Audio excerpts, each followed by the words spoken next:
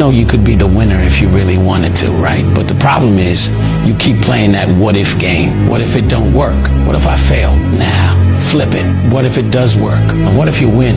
Then what? You're gonna be sitting there happy, right? You say you want to win, but then you're scared to lose. What sense does that even make? Look, you can't talk about wanting to win and then be scared of the risk.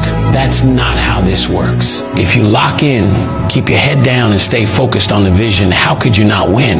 The only thing that's gonna make you lose is your own mindset, and that's all on you. Your biggest enemy ain't out there, it's in your head. So if you wanna win, you gotta get out of your own way. And here's the truth. Every time you doubt yourself, you're slowing down your own progress. You either believe in yourself or you don't.